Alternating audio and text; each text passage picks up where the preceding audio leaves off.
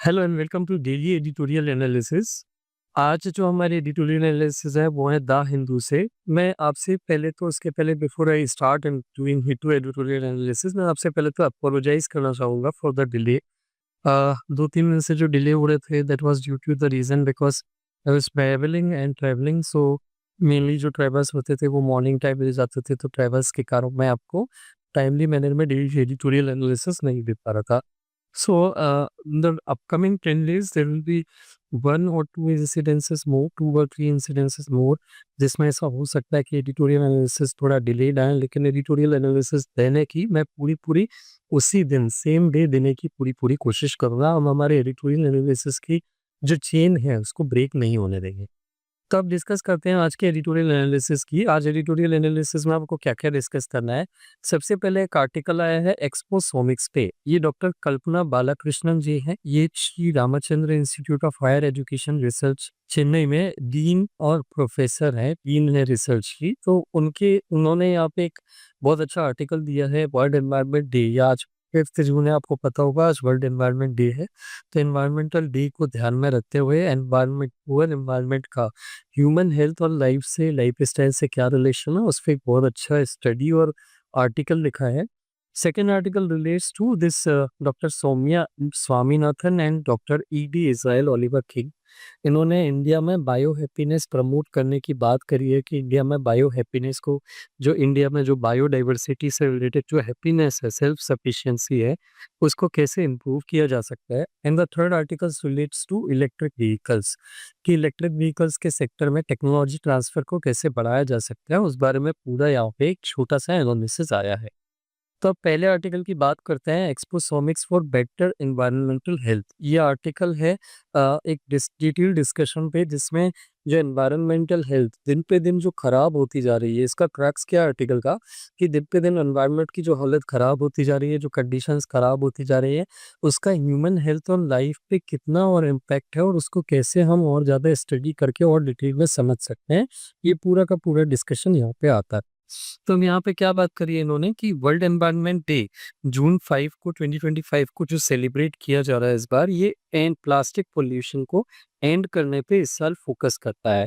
लेकिन इनका कहना है कि डॉक्टर कल्पना जी का कहना है कि माइक्रो प्लास्टिक जिस पे इस साल फोकस किया जा रहा है, ये one of the many thousand of chemical biological physical hazard है जो आज की डेट में हम फेस करते हैं। This is just one of the type of pollutant जिसको हम फेस करते हैं। There are thousands of chemical biological and physical hazards जो हम एयर वाटर और लिविंग स्पेसेस में आपको फेस करते हैं, और जिसके लिए हमको सेंसिंग जिसको पकड़ने की हमारी अभी कैपेसिटी भी डेवलप नहीं हुई है। जैसे माइक्रोप्लास्टिक तो one of the those things है जिसको हम अभी थोड़ा थोड़ा ट्रैक करने लगे हैं या कैच करने लगे हैं, लेकिन there are still thousands of pollutants in our environment जिसको पकड़ने की कैपेसिटी हम अभी भी डेवलप नहीं कर पाए हैं, सेंस अभी भी हम उनको नहीं कर पाते, ऐसी डिवाइसेस अभी भी हम नहीं बना पाए हैं जो उन चीज़ों को मॉनिटर कर पाएँ या चेक कर पाएँ कि वो हमारी बॉडी को कितना हार्म कर रहे हैं, वो हमारे एनवायरनमेंट में कितना परसिस्ट करते हैं। ये सारी चीज़ें हम अभी भी एग्ज़िस्ट या पकड़ नहीं पाए हैं। इंडिया में रैपिड इकोनॉमिक ग्रोथ जो बढ़ रही है, वो रैपिड इकोनॉमिक ग्रोथ बढ़ने के साथ-साथ लिविंग एनवायरनमेंट की और लाइफ़स्टाइल की, इन दोनों के बीच में इंटरडिपेंडेंसी भी बढ़ती जा रही है। हम जितना ज़्यादा एंड रैपिडली इकोनॉमिकली हम ग्रो कर रहे हैं, सिटीज़ जो हैं वहाँ पे इंडस्ट्रीज़ और ज़्यादा डेवलप होती जा रही हैं। अर्बन एरियाज़ जो है, रूरल एरियाज़ भी जो है, वो सिटीज़ के पास आते जा रहे हैं। मतलब इन जनरल बात ये है कि लोग अब एनवायरनमेंट से दूर जाते जा रहे हैं और इंडस्ट्रीज़ के पास जाते जा रहे हैं। और इस कॉन्टेक्स्ट में अब हमको ये समझ में ये डिफरेंशिएट करना बड़ा हार्ड हो गया है कि हम कितने पॉल्यूटेंट्स के कॉन्टेक्ट में आज की डेट में रहते हैं। और हमारी जो अप्रोच अभी करेंटली चल रही है इन चीज़ों से डील करने के लिए, वो बहुत ही पीसमील अप्रोच चल रही है।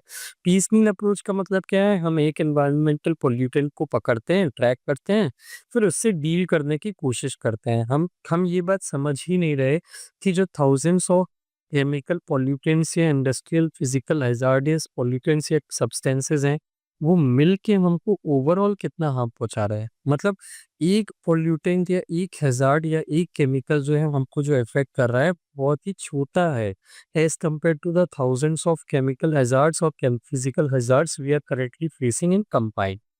तो अब यहाँ पे इनका क्या कहना है, जैसे इनका ये कहना है उन्होंने अपनी बात को कन्वे करने के लिए डब्ल्यूएचओ की स्टडी का यूज़ किया है। जैसे डब्ल्यूएचओ ने एनवायरमेंटल डिसीज़ बर्डन का 2000 से एस्टिमेशन करना शुरू किया था।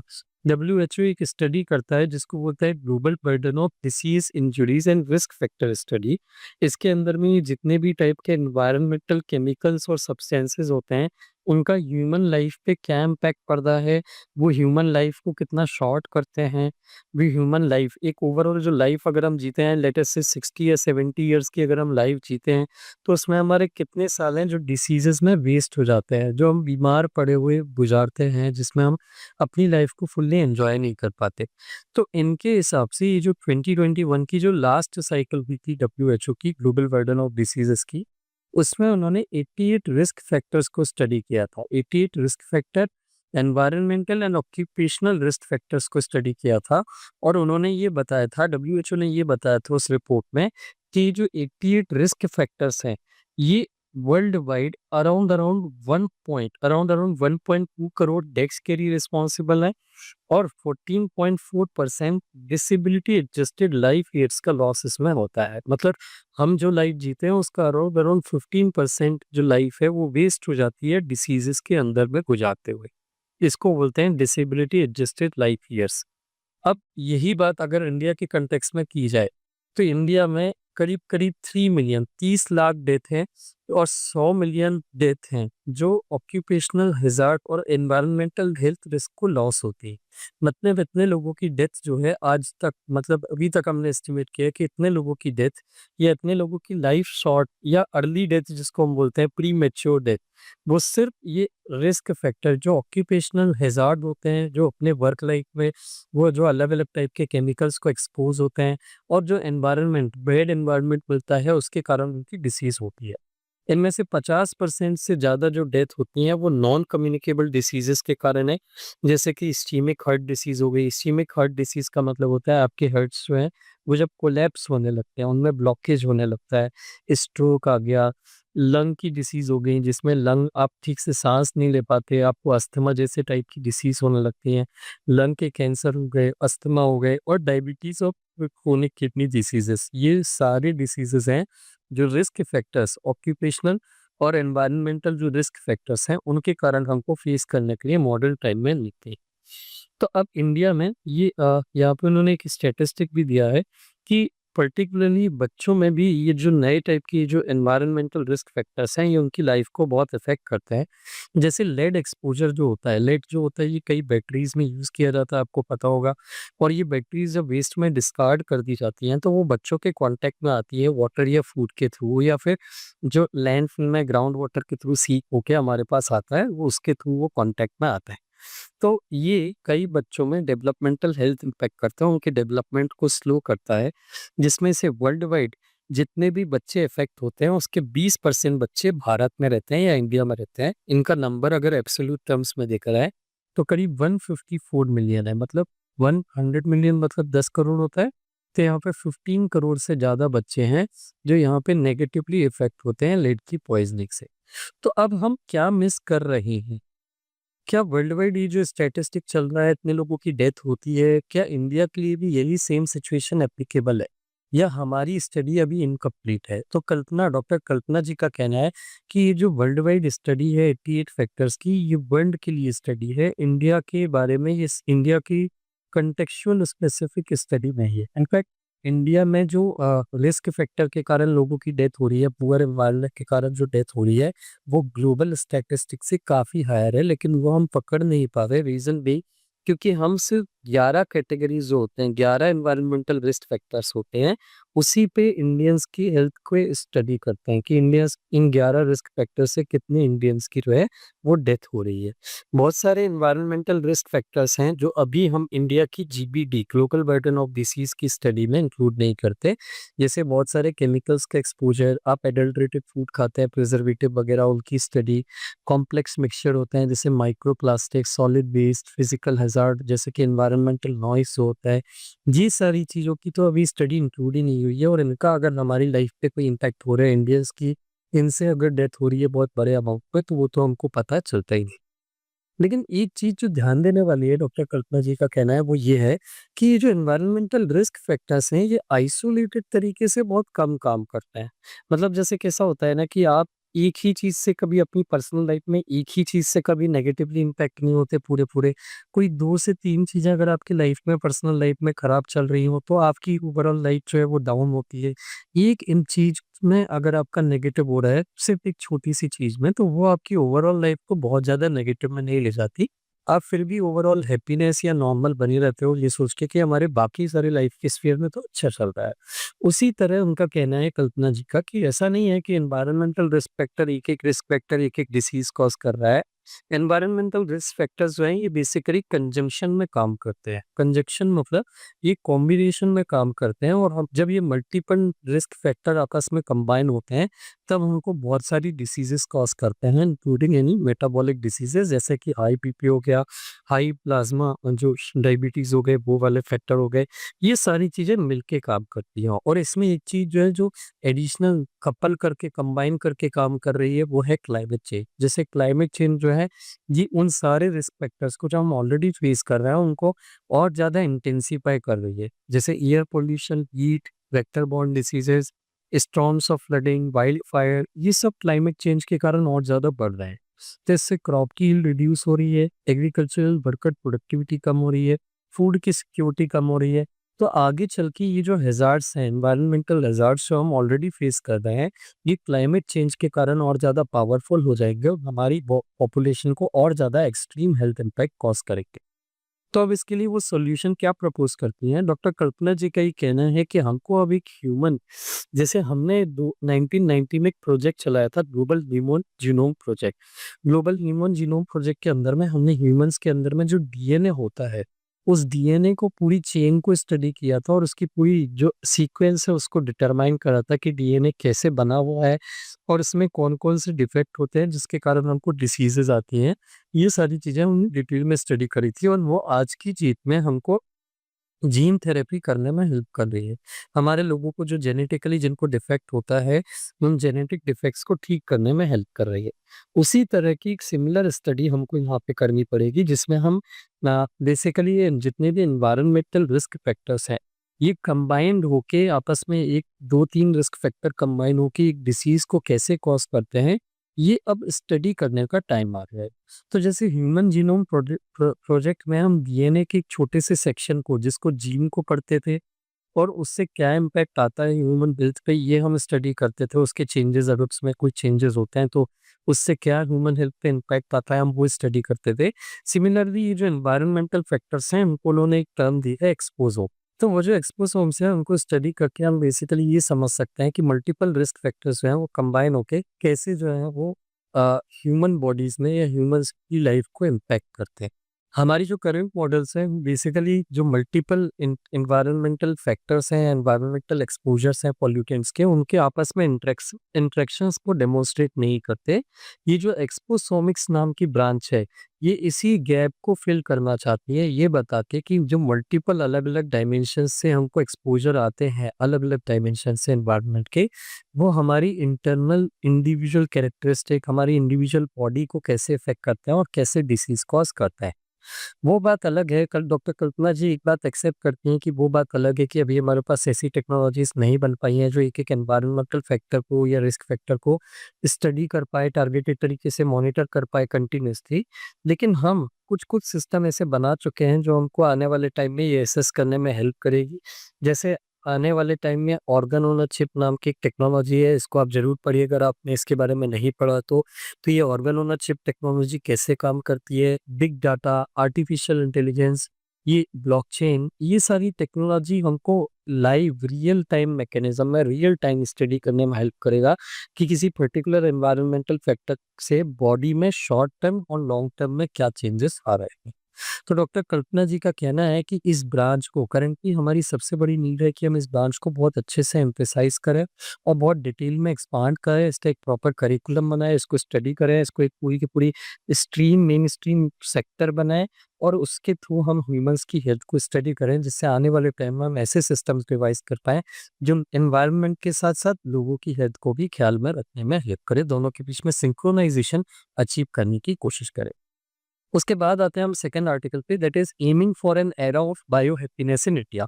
तो ये आर्टिकल किन्होंने लिखा है? ये डॉक्टर सौम्य स्वामीनाथन जी हैं। ये एमएस स्वामीनाथन रिसर्च फाउंडेशन की चेयरपर्सन है। ये एमएस स्वामीनाथन जी, जिन्होंने इंडिया में ग्रीन रिवॉल्यूशन के जो फादर माने जाते हैं, उनकी डॉटर भी है। तो इन्होंने डॉक्टर ईडी इज़राइल के ओलिवर किंज के साथ मिलके एक आर्टिकल लिखा है, जिसमें इन्होंने इंडिया में जो बायोडाइवर्सिटी वैनिश हो रही है, खत्म हो रही है, उसके बारे में उन्होंने बात करी है। तो अभी क्या बोला इन्होंने? ये बोला कि यार, ये अरुणाचल प्रदेश गए थे अभी, उन्होंने वहाँ पे एक विजिट किया था। तो वहाँ पे उन्होंने क्या देखा कि वहाँ पे डाइट में लोकल्स जो डाइट खाते हैं, उसमें वो बहुत सारी डाइवर्सिटी और ग्रीन्स खाते हैं, बहुत ग्रीन लीफी वेजिटेबल्स हैं, वो बहुत ज़्यादा खाते हैं। वहाँ पे उनको millets, beans, like tubers, wild foods, green leafy vegetable, इन सब का मिक्सचर देखने के लिए मिला है। वहाँ पे पर्टिकुलरली जो नेशी और अपतनी ट्राइबल कम्युनिटीज़ है अरुणाचल प्रदेश में, उनको वो बहुत सारे लोकल प्लांट्स की न्यूट्रिशनल और मेडिसिनल प्रॉपर्टीज़ के बारे में भी पता है। हालाँकि उसी स्टेट के एक सीनियर गवर्नमेंट ऑफिशियल है, उनका ये बोलना है कि जिस रेट से ये नॉलेज वैनिश हो रहा है, लोग जो है वो क्रॉप्स खाना छोड़ रहे हैं, प्लांट्स कंज़्यूम करना छोड़ रहे हैं, ये बहुत ही ज़्यादा वहाँ से उस मतलब उसके कारण से वहाँ पे जो एग्रो बायोडाइवर्सिटी है कि multiple crops and multiple plants को कंज्यूम किया जाता है, वो धीरे-धीरे खत्म हो रहा है। और उसके साथ-साथ में लोगों के बीच में उन ट्रेडिशनल क्रॉप्स का या जो फूड आइटम्स थे या जो प्लांट्स थे, उनकी क्या न्यूट्रिशनल वैल्यू है, इसका नॉलेज भी जो है खत्म हो रहा है। तो ये बहुत ही कंसर्निंग है। इनका एमएस जी जो सौम्या स्वामीनाथन जी और इज़राइल ओलिवर किंग जी हैं, इनका ये कहना है, ये जो आपके ऑथर्स हैं, इनका कहना है कि इंडिया बायोडायवर्सिटी के पॉइंट ऑफ व्यू से बहुत ही इम्पोर्टेंट कंट्री है। इंडिया का वर्ल्ड का सिर्फ 2% ग्लोबल लैंड एरिया है, लेकिन इसके पास ग्लोबल बायोडायवर्सिटी का 8% है। ये one of the 17 mega diverse countries में आती है वर्ल्ड की, और उसके पास वर्ल्ड के 36 में से 4 बायोडायवर्सिटी हॉटस्पॉट है। और ये वन ऑफ द वर्ल्ड के 8 global food crop diversity areas में से एक है। तो अब हमारे यहाँ इतनी हाई बायोडाइवर्सिटी है, हमारे यहाँ से नेचुरल सर्विसेज जो है, इंडिया के जो डाइवर्स फॉरेस्ट है, उनकी वैल्यू जो है ये 130 ट्रिलियन रुपीस पर ईयर से ज़्यादा का ये कंट्रीब्यूशन करते हैं। और लोकल इकोसिस्टम सर्विसेज जो है, ये लाइवलीहुड का जो रूरल पॉपुलेशन है, उसमें एक मेजॉरिटी ऑफ पॉपुलेशन की लाइवलीहुड को सस्टेन करने में हेल्प करता है। हालाँकि हमारे जो नेचुरल एसेट्स हैं, वो रिड्यूस हो रहे हैं, और उससे इंडिया की जीडीपी जो है वो भी रिड्यूस हो रही है, और इंडिया का सस्टेनेबल डेवलपमेंट जो है वो भी रुक रहा है। तो ग्लोबल फूड सिस्टम जो है अभी करेंटली 3 क्रॉप से डोमिनेट होते हैं, जिसमें 3 क्रॉप्स में आती है राइस, व्हीट और मेज़। ये 3 क्रॉप्स जो होती हैं, ये वर्ल्ड की, हम जितना भी प्लांट से कैलोरीज़ लेते हैं, हम जो फूड के थ्रू अपना जो एनर्जी डिराइव करते हैं, उसमें से 50% ये सिर्फ़ ये 3 क्रॉप से आती है। लेकिन ये एनर्जी तो प्रोवाइड करती हैं, ये एडिक्वेट न्यूट्रिशन प्रोवाइड नहीं करती। By being dependent on just these 3 crops, we are not getting the large amount of nutrition which are hidden in other plants or other जो बोलना चाहिए प्लांट क्रॉप्स। तो उस केस में बहुत सारी नॉन कम्युनिकेबल डिसीजेज हैं, जैसे डायबिटीज़, ओबेसिटीज़, ये वर्ल्ड वाइड बढ़ रही हैं। एग्रीकल्चर में टेक्नोलॉजिकल एडवांसेस होने के बाद भी, प्रोडक्टिविटी में इम्प्रूवमेंट होने के बाद भी, इसके जो बेनिफिट्स हैं, जो वो लोगों तक बराबर से नहीं पहुँचे हैं। इसके कारण हमारा जो फूड सिस्टम है वो वीक हो रहा है। हमने बहुत सारी लोकली ग्रोन क्रॉप्स जो हैं, जैसे कि small millet, buckwheat, amaranth, jackfruit, yam, tubers, ये सब बहुत अच्छी क्रॉप्स हैं, जिनमें बहुत अच्छे न्यूट्रिशंस होते हैं, बहुत अच्छे विटामिन्स, मिनरल्स, ये सब होते हैं। लेकिन हम इनका कंजम्पशन दिन पे दिन कम करते जा रहे हैं, और ये जो व्हीट राइस वाली बेस्ड कमोडिटीज़ है, या व्हीट राइस बेस्ड जो फूड आइटम्स हैं, उन पे बहुत ज़्यादा फोकस कर रहा है। इन ये जो जो जो गुड्स हैं या फूड क्रॉप्स हैं, कमोडिटीज़ हैं, जो बहुत ही लोकली ग्रो की जाती है, और जिनमें बहुत हाई अमाउंट ऑफ न्यूट्रिशन होता है, लेकिन उसको हम बहुत मास में कंज्यूम नहीं करते। इसको नेग्लेक्टेड और अंडर यूटिलाइज्ड स्पीशीज़ भी बोला जाता है, या ऑर्फन क्रॉप्स भी बोला जाता है। लेकिन अब इनको एक नाम बदल के दूसरा नाम दिया जाना लगा है, जिसको बोलते हैं अपॉर्च्युनिटी क्रॉप्स। जैसे आपने देखा होगा, लोगों में अब अवेयरनेस आने लगी है थोड़ी-थोड़ी, कि अब लोग ये समझने लगे हैं कि अब आपको डाइवर्स फूड खाना चाहिए, और अब डाइवर्स फूड खाने के चक्कर में वो फूड आइटम्स को, कमर्शियल अवेलेबल प्रोडक्ट्स को भी खरीदने की कोशिश कर रहे हैं, जिससे now these crops have become opportunity crops. Opportunity crops in the sense that they are they provide opportunity to basically deliver nutrition to the people. They are climate resilient, मतलब क्लाइमेट चेंज से deal करने में भी help करेंगी और local environment के लिए adapted भी होती है, मतलब लोकल एनवायरनमेंट में जो अप डाउन होते हैं बहुत ज़्यादा, ये उनके लिए भी इजीली एडजस्ट हो जाते हैं जो बाकी की क्रॉप्स नहीं हो पाती। लेकिन ये स्वामीनाथन जी का ये भी कहना है कि ये जो ऑर्फन क्रॉप्स है, ये हमेशा से हमारे लोकल कल्चर में फॉलो की जाती थी, लेकिन पिछले 3 डिकेड में, पिछले 30 से 40 सालों में फार्मर्स जो है ये कमर्शियल क्रॉप्स की तरफ जाने लगे। जैसे sugar cane, cassava, poppy, pepper, maize, rice, wheat, ये इन क्रॉप्स पे जाने लगे। तो अब इनका ये कहना है, ये जो स्वामीनाथन रिसर्च फाउंडेशन है, ये कई एरिया में या कई रीजन्स में काम कर रहा है मिलेट्स को वापस रीग्रो करने के लिए और क्रॉप्स को डाइवर्सिफिकेशन के लिए, ताकि लोग ये कमर्शियल क्रॉप से वापस ये न्यूट्रिशियस क्रॉप्स में वापस शिफ्ट होने लगे। इंडिया का अपना खुद का एक्शन प्लान है जो उन्होंने UN declared international year of millets and Shri अन्न योजना के अंदर में निकाला था, लॉन्च किया था, जिसमें हमारा मेन एम है कि हम ऐसी क्रॉप्स का production, productivity, consumption, export, value chain को स्ट्रॉन्ग करने के लिए हम और ज़्यादा प्रमोट करेंगे। हमने हमारे यहाँ कई स्टेट्स हैं, उन्होंने मिलेट्स को प्रमोट करने के लिए अपना खुद का मिशन भी निकाला है, मिलेट मिशन नाम टाइप का। जैसे कि उड़ीसा है, उड़ीसा का अपना मिलेट मिशन है, जो स्कूल लेवल पे भी बच्चों को मिलेट्स देता है खाने में। हमारा अभी फ़ोकस नेशनली रागी, ज्वार, बाजरा पे ज़्यादा है, लेकिन आने वाले टाइम में हम माइनर मिलेट्स या इनके अलावा जो मिलेट्स होती हैं, उनको भी फूड आइटम या पब्लिक डिस्ट्रीब्यूशन सिस्टम में इंक्लूड करने की कोशिश कर रहा है।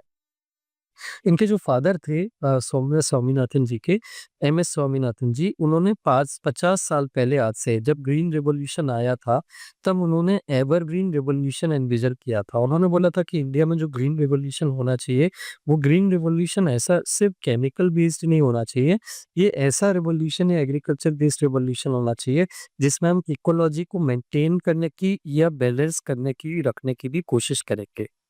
तो अब यहाँ पे हम क्या चाहते हैं, इनका सजेशन है कि आने वाले टाइम में हमको एक नया बायोडाइवर्सिटी साइंस बनाना चाहिए, जो ना सिर्फ एग्रीकल्चरल प्रोडक्टिविटी बढ़ाने पे काम करे, बल्कि बायोडाइवर्स मतलब एग्रीकल्चर को डाइवर्स रखने के लिए भी काम करे, ताकि आने वाले टाइम में इंडिया ऐसे natural resources, human health, nutrition की फील्ड में एक ग्लोबल लीडर की तरह इमर्ज हो पाए और हम एक बायो हैप्पी कंट्री बने या बने रहे, जो बेसिकली बायोडाइवर्सिटी के साथ में खुश रहती है और उसके साथ सस्टेन करती है। So this was the second article. Now we move on to the third article. Third article ये बोल रहा है कि इंडिया जो है इलेक्ट्रिक व्हीकल का एडॉप्शन जो है उसके बारे में बात कर रहा है, लेकिन वहाँ पे एक कंसर्न है जिसे एड्रेस करने की बात कर रहा है। तो यहाँ पे भी रिसेंटली क्या हुआ है, गवर्नमेंट ने एक डिसीजन लिया था जिसमें उन्होंने जो ट्रांसपोर्ट कंपनीज है जो इलेक्ट्रिक व्हीकल्स की फील्ड में काम कर रही हैं, उनको उन्होंने ये बोला है कि अगर आप पूरी बनी बनाई मैन्युफैक्चर्ड गाड़ियाँ मंगवाते हैं, इंपोर्ट करते हैं, तो उस पे आपको इंपोर्ट ड्यूटी कम लगेगी इलेक्ट्रिक व्हीकल्स के इंपोर्ट पे। ऐसा उन्होंने क्यों किया है, ताकि इलेक्ट्रिक व्हीकल्स जो हैं वो ज़्यादा से ज़्यादा इम्पोर्ट हो, लेकिन वहाँ पे उन्होंने एक कंडीशन रखी है कि इलेक्ट्रिक व्हीकल्स, ऐसी इलेक्ट्रिक व्हीकल्स कंपनीज जो बाहर से इम्पोर्ट कर रही हैं कम इम्पोर्ट ड्यूटी पे, उनको आने वाले 3 सालों में कम से कम 25 जो इलेक्ट्रिक व्हीकल्स हैं उनमें से जो भी इलेक्ट्रिक व्हीकल्स बन के बेची जाती हैं, उसमें से 25% वैल्यू एडिशन उनको इंडिया के अंदर ही करना पड़ेगा आज से 3 साल के एंड पे। और आज से उसके 2 साल बाद मतलब आज से 5 साल के एंड पे जो इलेक्ट्रिक व्हीकल्स इंपोर्ट करी जाती हैं उसमें से 50% वैल्यू एडिशन उनको लोकली ही करना पड़ेगा। लोकली मतलब इंडिया के अंदर ही करना पड़ेगा। वो कुछ एक लिमिट तक ही कंपोनेंट्स या पार्ट्स या व्हीकल का कुछ एक स्ट्रक्चर है वो इंपोर्ट कर सकते हैं। ऐसा उन्होंने क्यों किया है? ये उन्होंने एक नई स्कीम लॉन्च करी है गवर्नमेंट ने, that is scheme to promote manufacturing of electric passengers cars in India, STM EPCI. इस स्कीम को मार्च 2024 में लॉन्च किया गया था। ये वहाँ पे उन्होंने लिमिट रखी थी कि 8,000 से ज़्यादा आप कंप्लीटली मैन्युफैक्चर्ड व्हीकल्स यहाँ पे नहीं बनवा सकते 1 साल के अंदर में, हर मैन्युफैक्चरर के लिए 5 साल तक, ताकि हमारे यहाँ इलेक्ट्रिक व्हीकल्स जो हैं लोकली मैन्युफैक्चर हों। उनका मेन एम ये था कि जब हम 8,000 से ज़्यादा जब कंपनीज़ को रिस्ट्रिक्शन लगा दी जाएगी, तो 8,000 से ऊपर जब उनको व्हीकल्स जो है वो बेचने के लिए डिमांड आएगी या कस्टमर डिमांड करेंगे, तो वो उसको लोकली मैन्युफैक्चर करने की कोशिश करेंगे। लेकिन यहाँ पे ऐसी कोई पॉलिसी नहीं थी जो टेक्नोलॉजी ट्रांसफ़र की बात करे। मतलब ये लोकली लोकली जो कंपनीज़ हैं वो बना क्यों नहीं पा रही इलेक्ट्रिक व्हीकल्स, क्योंकि उनके पास टेक्नोलॉजी नहीं है, स्पेशली टेक्नोलॉजी में भी बैटरी टेक्नोलॉजी नहीं। तो उस केस में our local companies remain dependent on foreign companies, क्योंकि हमारा रिसर्च एंड डेवलपमेंट थोड़ा अभी वीक चल रहा है। गवर्नमेंट क्या चाहती है कि आप ऐसी कुछ पार्टनरशिप करिए फॉरेन कंपनीज के साथ, जिसमें वो एक लिमिट तक आपको प्रोडक्ट्स डायरेक्टली कंप्लीटली बनी हुई 100% फॉरेन मैन्युफैक्चर्ड इंपोर्ट एक्सपोर्ट करें, और उसके बाद जब एक लिमिट के ऊपर जब आपको उनसे लेना हो तो वो आपके साथ कुछ टेक्नोलॉजी भी शेयर करें, क्योंकि उनको ऑलरेडी प्रॉफिट तो अच्छा खासा मिल चुका है। इससे धीरे-धीरे हमारे पास, हमारी कंपनीज़ के पास भी टेक्नोलॉजी आएगी और वो लोकली प्रोडक्ट्स को मैन्युफैक्चर करेंगे, उनकी कॉस्ट भी कम होगी और हमारे यहाँ लोकली इलेक्ट्रिक व्हीकल्स का एक पूरा इकोसिस्टम जो है वो भी डेवलप होगा। तो इसके लिए यहाँ पे गवर्नमेंट ने एक स्कीम बहुत पहले भी निकाली थी। जैसे इंडिया में इलेक्ट्रिक व्हीकल्स से रिलेटेड जो काम गवर्नमेंट ने स्टार्ट किया था, दैट वाज़ इन 2015। ये 2015 में एक स्कीम निकाली थी, faster adoption in manufacturing of hybrid and electric vehicles in India, M scheme. ये उस टाइम 5 साल के लिए निकाली गई थी, बाद में उसको आगे चल के एक्सपांड किया गया था। इंडिया में जो इलेक्ट्रिक व्हीकल्स के अडॉप्शन के लिए गवर्नमेंट ने स्टेप्स लिए थे, हालांकि वो कई कई मायनों में दूसरी कंट्रीज से पीछे थे। जैसे चाइना, उसने ऑलरेडी इलेक्ट्रिक व्हीकल्स के अडॉप्शन की प्रोसेस जो है ये 2009 में स्टार्ट कर दी थी, जिसमें उन्होंने ये कंडीशन रखी थी फॉरेन कंट्रीज के ऊपर, फॉरेन कंपनीज के ऊपर, कि अगर आपको चाइना में प्रोडक्ट सेल करने हैं तो उस केस में आपको हमारी लोकल कंपनीज के साथ ज्वाइंट वेंचर करना जरूरी होगा, ताकि आप हमारी कंपनीज को कुछ टेक्नोलॉजी भी ट्रांसफर करो अपार्ट फ्रॉम अर्निंग प्रॉफिट। उसके साथ साथ में उन्होंने इलेक्ट्रिक व्हीकल्स पे इंपोर्ट ड्यूटी भी कम कर दी थी और खुद की तरफ से कुछ सपोर्ट, मॉनेटरी सपोर्ट भी प्रोवाइड किया था $230 बिलियन का पिछले 15 सालों में। इससे चाइना जो है ये वर्ल्ड का एक ग्लोबल ईवी एडॉप्शन कंट्री बन गया था। सबसे highest rate of electric vehicle adoption जो है वो अभी चाइना में ही है। मतलब सबसे ज्यादा इलेक्ट्रिक व्हीकल्स की सेल, परचेज, कंजम्पशन, यूज, ये सब चाइना में ही अभी देखने के लिए मिलता है। यूएस ने भी लगभग सेम टाइम पे स्टार्ट किया था 2010 में, जहाँ को उसने $25 बिलियन का उसने आउटले निकाला था, सपोर्ट देना शुरू करा था advance technology vehicles manufacturing loans program के अंदर में। और इसके अंदर में उसको बाइडेन एडमिनिस्ट्रेशन जो आई थी, उन्होंने एक एक्ट निकाल के उसको एक्सपांड भी किया था। लेकिन इसका इलेक्ट्रिक व्हीकल एडॉप्शन रेट जो है ये चाइना के कंपेरिजन में काफी कम है। 2024 में वर्ल्ड में 17 million global electric vehicles, globally 17 million या 1.7 करोड़ इलेक्ट्रिक व्हीकल कार्स जो है वो सेल हुई थी। उसमें से चाइना में, अकेले चाइना में 11.3 मिलियन सेल हुई थी। सेकंड नंबर पे यूरोप आया था और थर्ड नंबर पे यूएस आया था। तो चाइना ने ये जो बहुत अच्छा सक्सेसफुल अचीवमेंट करा है इलेक्ट्रिक व्हीकल्स का अडॉप्शन का, ये अपने आप में एक मॉडल है। और ये जो ऑथर है वो कहते हैं कि हमको भी इस तरह का कोई मॉडल करना चाहिए, जिसमें चाइना की तरह जो उसने पूरा वर्टिकल इंटीग्रेशन किया था, इकोसिस्टम एक बनाया था। इलेक्ट्रिक व्हीकल अपने आप में एक सिंपली व्हीकल बना देना एक कंप्लीट चेन नहीं है। कोई भी सेक्टर जो तभी कंप्लीट होता है या अडॉप्ट होता है जब उसकी सारी जितने भी पार्ट्स हैं, जितनी भी स्टेजेस हैं, वो सारी एरिया में या किसी कंट्री में अवेलेबल है। तो जैसे सिर्फ इलेक्ट्रिक व्हीकल बनाना टास्क नहीं है, इलेक्ट्रिक व्हीकल के लिए इकोसिस्टम भी होना चाहिए। जैसे चार्जिंग इंफ्रास्ट्रक्चर होना चाहिए पूरा का पूरा, देन बैटरी की अवेलेबिलिटी होना चाहिए बहुत चीपर कॉस्ट पे, देन उसके बाद बैटरी के एक्सेस चार्जिंग पॉइंट होना चाहिए बहुत सारे, देन उसके बाद इलेक्ट्रिक व्हीकल्स जो है ये सस्ती भी होना चाहिए। ये सारा इकोसिस्टम बना होगा तभी हमारे इलेक्ट्रिक व्हीकल का अडॉप्शन हो पाएगा। तो चाइना ने जो वर्टिकल इंटीग्रेशन किया था मैन्युफैक्चरिंग का, माइनिंग से लेके प्रोसेसिंग, असेंबली से लेके इकोनॉमीज ऑफ स्केल अचीव करने का, ये इंडिया के लिए मॉडल है। और इंडिया को भी ऐसा कुछ स्टेप्स लेना चाहिए ताकि आगे चल के हमारे यहाँ इलेक्ट्रिक व्हीकल्स का अडॉप्शन इंटरनल कंबशन इंजन या पेट्रोल डीजल बेस्ड जो गाड़ियां अभी हम यूज करते हैं उसकी जगह पे बन पाए। तो this was the third article and these were the three articles. हमने यहाँ पे 3 आर्टिकल कौन-कौन से डिस्कस किया आज। पहला हमने डिस्कस किया एक्सपोसोमिक्स, कि हम अलग-अलग जो एनवायरमेंटल रिस्क फैक्टर्स हैं उसको कैसे हम मॉनिटर करना चाहिए और क्या हमको क्राइटेरिया रखना चाहिए अपनी हेल्थ को एसेस करने का। दूसरा, इंडिया में बायो हैप्पीनेस को हमको एम बना के चलना चाहिए, ऐसा हमने एक दूसरा आर्टिकल पढ़ा बायोडाइवर्सिटी को प्रिजर्व करते हुए।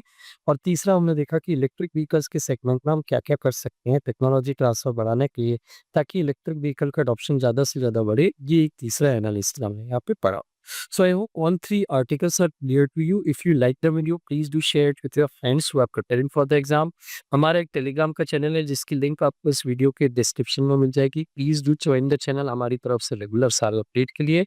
एंड अदर देन दैट, हमारा 10th जून से एक जीएस का फुल फाउंडेशन कोर्स बहुत ही नॉमिनल कॉस्ट पे प्री मेंस इंटरव्यू तीनों स्टेजेस के लिए स्टार्ट हो रहा है। तो आप उस प्रोग्राम को जॉइन कर सकते हैं। आप उसको जॉइन करने के लिए मुझे सिंपली इस नंबर पे पिंग कर सकते हैं 8962291192 and I will be available for you. Thank you very much for watching the video.